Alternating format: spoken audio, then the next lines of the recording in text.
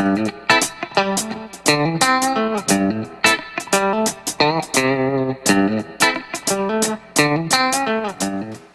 guys, welcome back to Ox Tools. I'm Tom. So this is your weekly Meatloaf episode, number 76. Got a couple interesting things. It's got some flea market finds. Did pretty good actually at the flea market. Got a few interesting items. Got a new tool to show you guys, and let me just say I'm bending to the dark side a little bit, so I'll explain later. You guys can check that out. What else? Oh, we're going to test a tool that a viewer loaned me. Mr. Gordon Valentine, he graciously loaned me a very interesting tool that we're going to test drive. I made some little, there was a couple of little pieces that were missing, and I remade those, and so now we can actually kind of test that out and test drive it. And then we got my buddy Randy Richard. He sent me some stickers here. I got a sticker up on the bulletin board. I'm getting ready to rearrange this whole thing, so I'm a little reluctant to stick my precious stickers on here. I got to find a better way to display them. But Randy, thank you very much. These are nice stickers, and we'll find a place for them. I'm collecting them in a drawer right now, and then I'm gonna put them on something. So anyway, let's pop over to the toolbox over there, and then we'll take a look at the flea market stuff, and then go from there. So let's get to it. All right, guys, this is this week's tools. We got a couple of flea market deals here.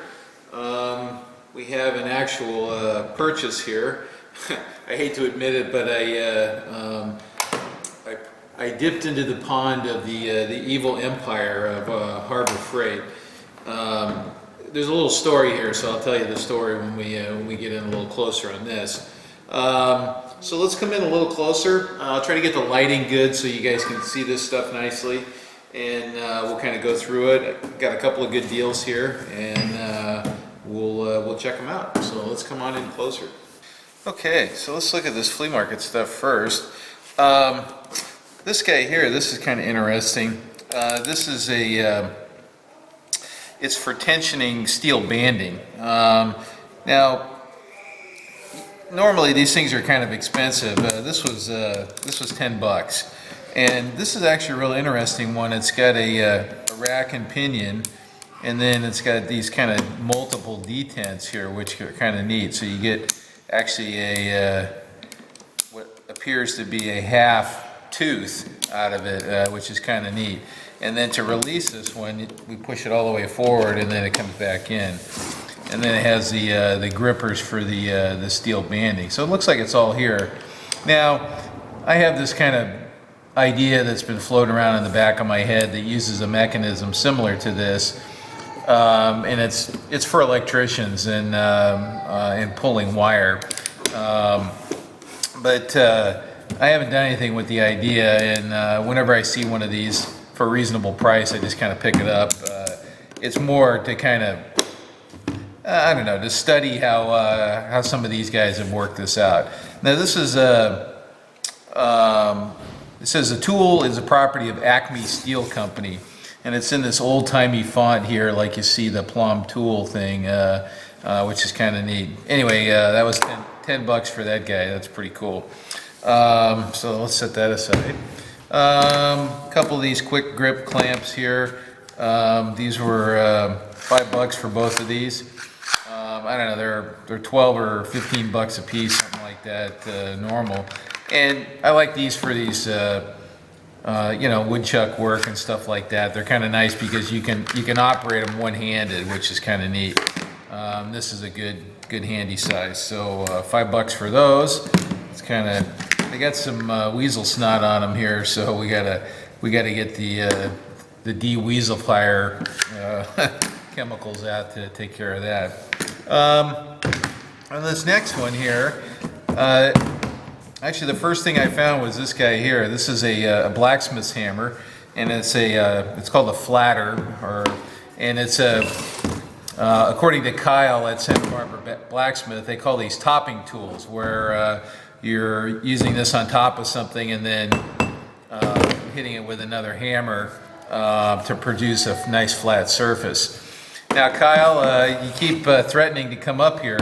I've been collecting these blacksmith hammers and for you to come and look at. So one of these days you got to get your tail up here and we'll look at some blacksmith hammers and maybe do a little horse trading there, buddy. Okay. So anyway, and this is just a punch here. Once again, it's a topping tool or a top tool where you put this down on the hot metal and then you give it a swat and you drive it through the hot steel there. So this is 3/4 diameter. It's got a little nick there, but I don't think that hurts much on this because you drive it down onto the shank here. This handle's a little loose, but we know what to do on that. This is Chew, C-H-E-W, Chew brand. I don't know if you guys can see that there. And then it's got the size 3/4. So this is, I would call a modern hammer, and because it says warning, wear safety goggles. So to me, that's an indicator that this is a relatively modern one here. But this one is in pretty good shape. Doesn't look like it's seen a lot of use there. This one, I would say, is shop made here. This is a tool that a blacksmith would make themselves, and this has the kind of the hallmarks of hand forging on it. So anyway, see, this was $10, and then this was seven or eight. So about $10 a piece, something like that.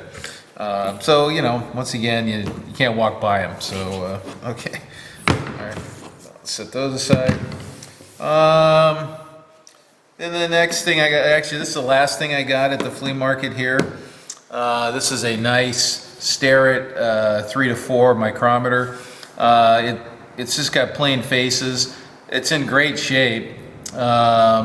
And I checked it on a standard and adjusted it a little bit. It was pretty close. It appears to work fine. $20 for that. I said, hey, we'll put that in my tool collection there, that my horse trade bucket or whatever. So anyway, $20 for that guy here. So okay, so this next one here, this is me dabbling in the dark side here. This came from Harbor Freight. Now there's a little story here. Let's pop this guard off here. We actually have one of these at work, and you're like, oh wow, a National Laboratory has a Harbor Freight saw. Well, it does. But what we did was we took this blade off here, and it just pops right off. Okay. Let's pop it off here real quick, and you guys can see the arbor.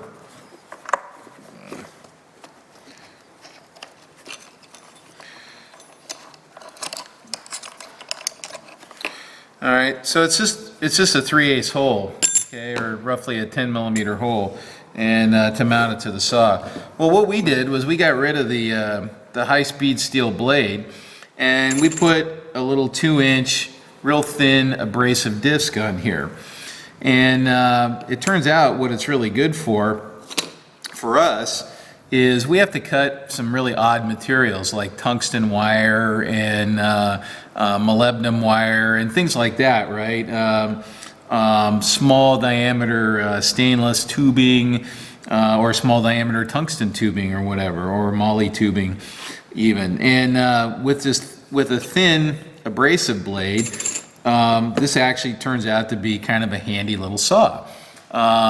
You can cut off hardened music wire, things that are harder to cut and actually hang on to, with another type of saw. Anyway, these a friend hooked me up.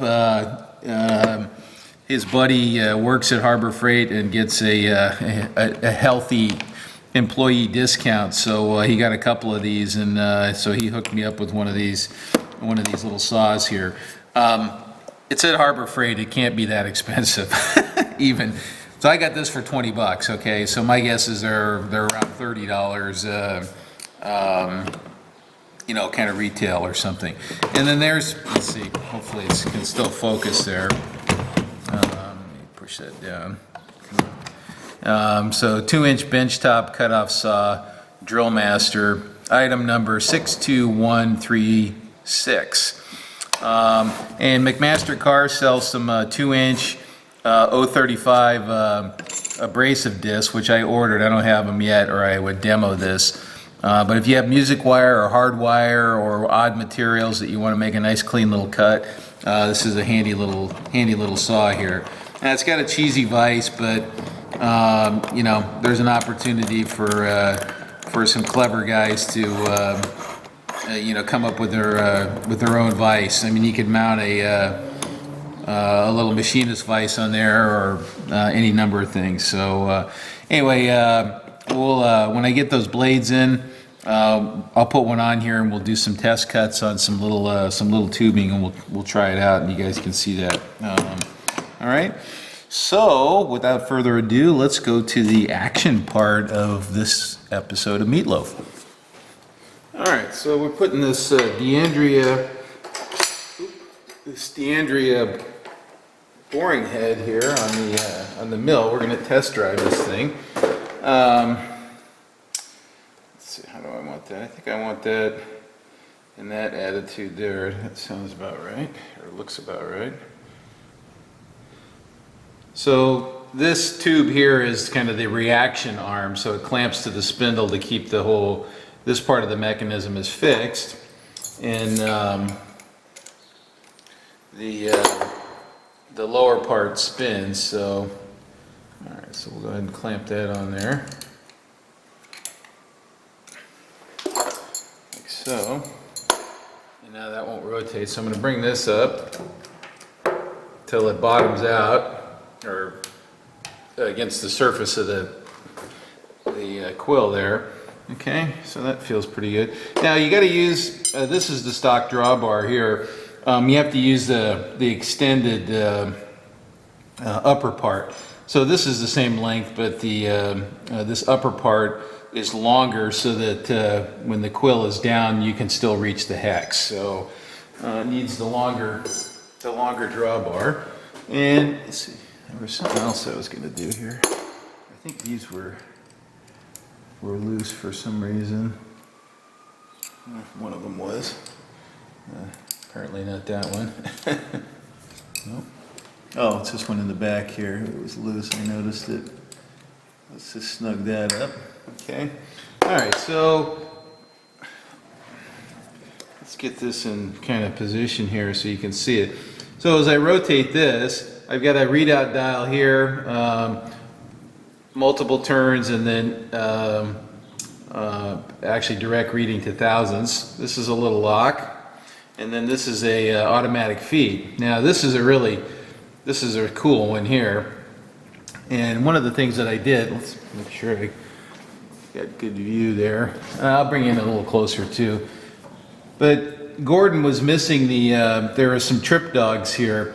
So I made up a couple of quickies here so that we could actually test the auto feed. And it's got a little trip mechanism here. So when that's engaged, when that hits that, it releases or when it hits the trip dog, it releases the feed.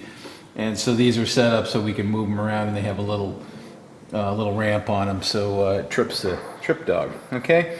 Let's see, what else? What do we want to do? Probably, I checked this with an indicator, and this is direct reading to in inches. Okay, so and I can reset this the large scale here. I can set that on 0 anywhere I want, and then here I can set the minor scale anywhere I want. Let's see, right there, and I can lock that down, and then I can keep track. So I just moved that 200 thousandths on diameter. Okay, all right. So we're gonna we're gonna face something off. I'll get a tool up in there. Give me a couple minutes to get a tool up in there, and I thought what we would do is maybe we'll face this guy right here. It's kind of rough on the end, and it might be something that you had to put a recess in or something like that. So okay, let's do that, and let's have some fun with this thing. This thing, it's a real beautiful. It's extremely smooth. It's very, very nicely made, and yeah, I would love to have one of these. And this is from Gordon Valentine, and he loaned me this thing so that we could kind of test drive it and play around with it. So we're gonna try it out. Okay, I think we're ready. Just trying to get used to this thing. I've set the stops just kind of arbitrarily for a diameter. And what else? So what we'll do is we'll back it up first, because you can power feed it back to 0 and then you can power feed it out. So let's just go ahead and do that. Okay, so it's running in reverse now. I'm going to go ahead and power feed that back to my starting position, and this should kick out in a sec. Right there, you see it kicking out. Okay, so it kicked out, which is kind of nice. All right, and then you can see the stops here. So let's see, it'll be feeding this way, right? When we turn it back on, like so, and then it'll come up on this stop here, which will put us out in a little diameter or something like that. So all right, so I'm gonna feed it down with the quill here. Let's take a I don't know. Let's take a 20 thousandths cut. See what happens there. A little liquid love on there. All right, and I'm gonna feed it. So this has 2 speeds, 1 and 2 here. We're gonna feed on the slow speed. Okay, and that's forward. And I'll show you the difference. So that's slow speed there. Okay, and then that's high speed. Let's just try the high speed. Let's just go for it. There it goes. Looks like it's working.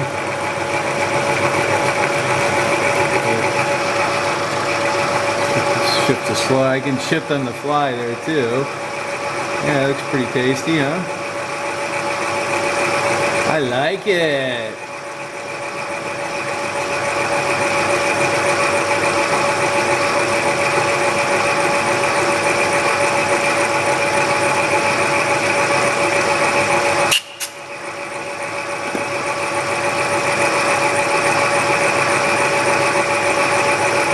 I can't see the stops while it's turning, but I think we're getting close here. Yep, there it is.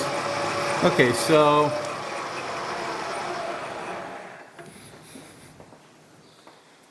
pretty cool. I like this better than the I have a chandler that you hold onto the ring. This one's really cool because it's automatic. All right, so let's actually, what we'll do is we'll fire it up again, and we'll lift it out, like so, and then we will reverse it, and we'll run it back to our starting position, and we'll take another cut, just for fun. Gordon, this is a sweet tool, buddy. Thanks for letting me play with it. Pretty awesome.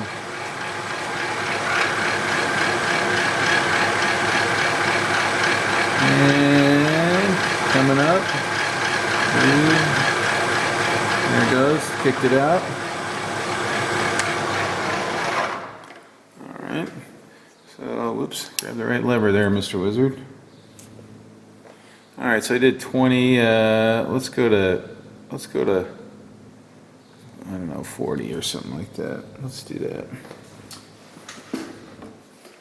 A little liquid love. Beep. Okay. All right. Make sure we're going the right way. And I think I'm going to use the fast feed.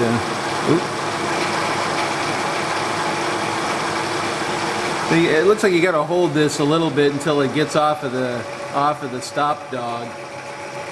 There's a lot of crud swinging around here, so gotta kind of watch out.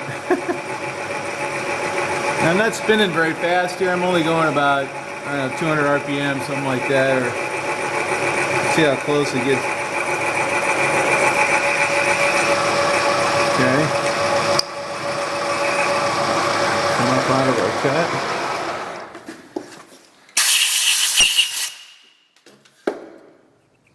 That's pretty bossa nova there. All right, what else can we try on this thing? I don't know. So this thing has the ability, actually, you know what? Let me just kick it into neutral here. If I loosen these guys here,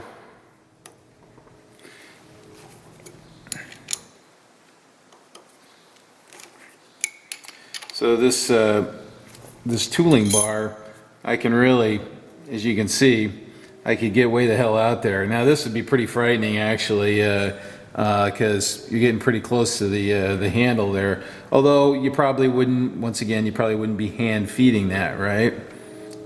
You would be power feeding that.